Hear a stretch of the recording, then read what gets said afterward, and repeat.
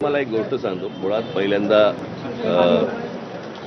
दोन वेगळ्या गोष्टी आहेत. एक पहिली गोष्ट म्हणजे हायकोर्टाचा निर्णय आहे आणि मला असं वाटतं त्या हायकोर्टाच्या निर्णयाप्रमाणे सर्वांना वागावं लागेल, बरोबर आहे. आणि त्याप्रमाणे मला असं वाटतं जैन मुनींनी ह्या गोष्टींचा विचार करणं गरजेचं आहे की हायकोर्टाने कुठच्याही प्रकारची आणि बंदी घातलेली आहे, तर त्या प्रकारे ती गोष्ट आपण केली पाहिजे असं मला असं वाटतं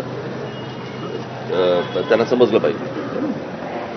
दोन, कबुतरांमुळे काय काय प्रकारचे रोग होऊ शकतात हे मला असं वाटतं आता बहुतेक डॉक्टरांनी सगळ्यांनी सांगितलेलं आहे की त्याच्यामुळे काय काय प्रकारच्या गोष्टी होतात. ते त्यांना खायला घालू नये याच्यासाठी म्हणून जे हायकोर्टाने सांगितलं त्याच्यानंतर जर समजा खायला घालत असतील तर मला असं वाटतं की त्याच्यावरती पोलिसांनी कारवाई करणं गरजेचं आहे. जर हायकोर्टाचा निर्णय तसा आहे की त्यांना खायला घालू नका, त्याच्यानंतर जर समजा उगाच धर्मधर्माच्या नावाखाली जर समजा तुम्ही खायला घालत असाल तर ते अत्यंत चुकीचं आहे. कारण या गोष्टींनी एकदा एकाला सुरुवात झाली की बाकीचेही तसेच वागायला सुरुवात करणार आणि मग हायकोर्ट आणि सुप्रीम कोर्ट म्हणायचे कशाला.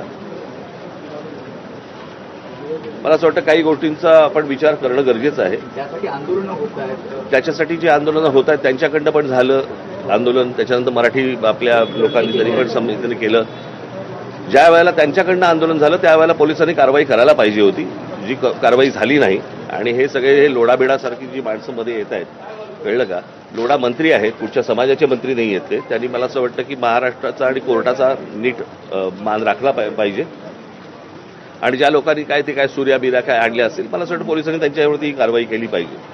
काल जे काही मराठी लोक तिकडे गेले होते त्यांच्यावरती ज्या प्रकारची धरपकड आणि ज्या काय धक्काबुक्की आणि मग पत्रकारांना पण मारले बिरले, मला असं वाटतं हा काय प्रकार चालू आहे मला कळलेलं नाही अजूनपर्यंत. सरकारला नेमकं हवं आहे काय की ह्या सगळ्या निवडणुकींसाठी म्हणून सगळं समाजांमध्ये पहिला हिंदी आणून बघितलं त्यांनी, तिकडे लागते का बघितली, मग त्याच्यानंतर आता हे सगळं त्यांनी कबुतरं आणलीत, बरं का.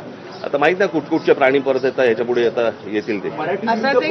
असाच एक प्रकार जे तुम्ही म्हणताय वेगवेगळे विषय आणले जात आहेत. कल्याण डोंबिवली महानगरपालिकेनं मांस विक्री बंदी, कत्तलखाना बंदी 15 ऑगस्टच्या निमित्तानं नाही मी आमच्या लोकांना सांगितलं ते चालू ठेवा म्हणून, कळलं का.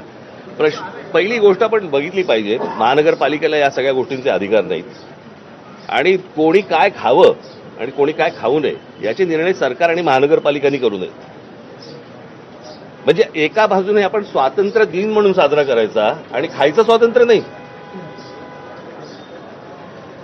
म्हणजे स्वातंत्र्य दिनाच्या दिवशी तुम्ही कोणत्याही प्रकारची बंदी आणताय, मला असं वाटतं की हेच विरोधाभास आहे त्याच्यातच.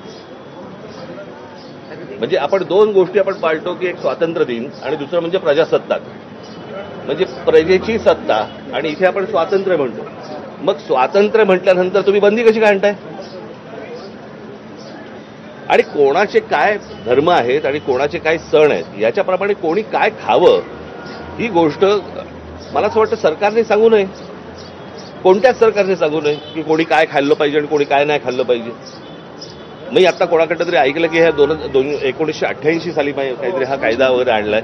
मला असं वाटतं तो 88 साली आणला असेल नाही तर आता आणला असेल. मला असं वाटतं कोणत्याही सरकारने या गोष्टींचा विचार केला पाहिजे की स्वातंत्र्य दिनी आपण लोकांचं स्वातंत्र्य हिरावून घेतो आहोत.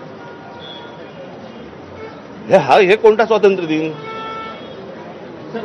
मतदार याद्यांमध्ये मोठ्या प्रमाणात घोळ आहे. हे मी 16-17 पासून बोलतोय तेव्हा मतदार याद्यांमध्ये घोळ आहे. 16-17 सालापासून मी बोलतोय ना, बाकीचे आत्ता बोलायला लागले. मुंबई महानगरपालिकेतली मग मतदार यादींची तपासणी पुनर्तपासणी झाली पाहिजे का. झालीच पाहिजे आणि आमची लोकही तपासतायत. सर पैठणमध्ये 23,000 पेक्षा जास्त लोकांचा सगळे नकारे प्रश्न